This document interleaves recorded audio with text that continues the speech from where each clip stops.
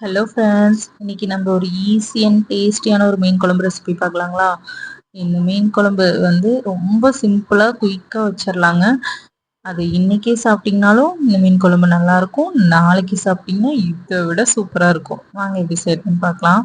நான் ஒரு பாத்திரத்தில் ஒரு வடச்சட்டியில் 2 டேபிள் ஸ்பூன் ஆயில் ஊற்றி அதில் ஒரு 20லேருந்து ஒரு 25 சின்ன வெங்காயம், அது கூட ஒரு 1/4 ஸ்பூன் குருமிளகு, ஒரு 1/4 ஸ்பூன் ஜீரகம், ரெண்டையுமே ஆட் பண்ணி நல்லா வணக்கிடலாங்க. அது கூட ஒரு 10லேருந்து 15 பல் பூண்டு, நான் சின்ன சின்ன பூண்டா இருக்கனால 15 வரைக்கும் எடுத்திருக்கேன். நீங்க பார்த்து ஆட் பண்ணிக்கோங்க.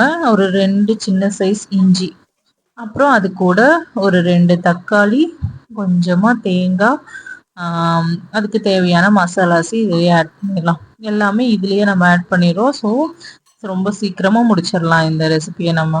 அதுக்காக நான் வீட்டில் ரெடி பண்ண குழம்பு மிளகாத்தூள் வந்து ஒரு 2 டேபிள் ஸ்பூனும், மல்லித்தூள் வந்து 1 ஸ்பூனும், மிளகாத்தூள் நம்ம குழம்பு மிளகா பொடியிலே காரம் இருக்கும் இல்லைங்களா, அதுக்கு தகுந்த மாதிரி மிளகாத்தூள் 1 ஸ்பூன் ஆட் பண்ணிக்கலாங்க. குழந்தைங்களாம் இருக்காங்கன்னா பார்த்து நீங்கள் ஆட் பண்ணிக்கோங்க. அப்புறம் இவ்வளோதான். இது எல்லாமே வணக்கி ஒரு ஓரத்தில் அரைச்சி ரெடி பண்ணி வச்சுக்கலாம். நல்லா சூடு ஆறுனதுக்கு அப்புறமா அரைச்சி ரெடி பண்ணிக்கலாங்க. அதுக்கப்புறமே சைடில் நான் வந்து ஒரு மண் சட்டி வச்சுருக்கேங்க. 2 டேபிள் ஸ்பூன் நல்லெண்ணெய் ஆட் பண்ணிக்கோங்க, இன்னும் சூப்பராக இருக்கும். அது கூட 1/4 ஸ்பூன் எப்பயும் போல் நம்ம வெந்தயம் ஆட் பண்ணி, அது கூட நான் கொஞ்சமாக சின்ன வெங்காயம் கட் பண்ணி வச்சுருக்கேங்க. மொத்தமாகவே ஒரு 30லேருந்து 35 சின்ன வெங்காயம் தேவைப்படும். நான் நம்பர் சொல்லிட்டு இருக்கேன், நீங்கள் ஒரு 1/4 கிலோ சின்ன வெங்காயம் கணக்கு வச்சுக்கோங்க.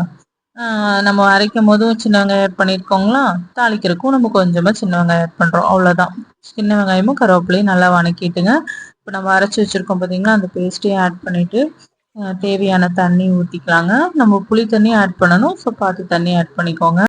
உங்களுக்கு தண்ணி எவ்வளோ தேவைப்படுதோ அந்த மாதிரி ஆட் பண்ணிக்கோங்க. நம்ம இந்த டைமில் புளி தண்ணியும் ஆட் பண்ணுவோம், ஸோ அது தகுந்த மாதிரி பார்த்துக்கோங்க. புளியை வந்து ஒரு லெமன் சைஸ் புளியை நீங்கள் குழம்பு வைக்கிறதுக்கு முன்னாடி ஸ்டார்ட் பண்ணுவீங்களா, வெங்காயம் தெளிக்கும் போதே ஊற வச்சுருங்க. அப்போ கரெக்டாக இருக்கும். நீங்கள் கரைச்சி ஆட் பண்ணும் போது ஒரு லிட் போட்டு மூடி வச்சுட்டு ஒரு நல்ல கொதி வரட்டுங்க. நல்ல கொதினா நல்லாவே கொதிக்கணும்.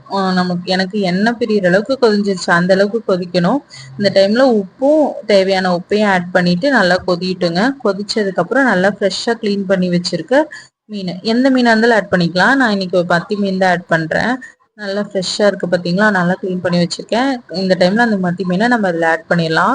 நம்ம இதை வந்து ஒன்றுமே பண்ண வேணாம், நல்லா ஃபுல் ரெஸ்ட் கொடுத்துருங்க. அது நல்லா ஒரு 5 மினிட்ஸ் போதும், எனக்கு கேட்டால் 5 to 8 மினிட்ஸ் கொதிக்கட்டும். நமக்கு சூப்பரான மீன் குழம்பு ரெடிங்க. நீங்கள் இப்போவே சாப்பிட்லாம், செம்ம டேஸ்ட்டாக இருக்கும். கண்டிப்பாக ட்ரை பண்ணி பாருங்கள். இந்த மாதிரி சிம்பிளான ரெசிபிஸ் எல்லாம் பார்க்கணுன்னா என் சேனலை சப்ஸ்கிரைப் பண்ணிக்கோங்க. ஏதாவது டவுட் இருந்துச்சுன்னா கமெண்ட் பண்ணுங்கள், நான் கண்டிப்பாக ரிப்ளை பண்ணுவேன். இதே மாதிரி என்னோட சேனல் பிடிச்சிருந்தா லைக்கும் கொடுத்துருங்க. கொஞ்சமாக பச்சை கருவேப்பிலை ஆட் பண்ணி ஸ்டவ் ஆஃப் பண்ணி இறக்கிடலாம்.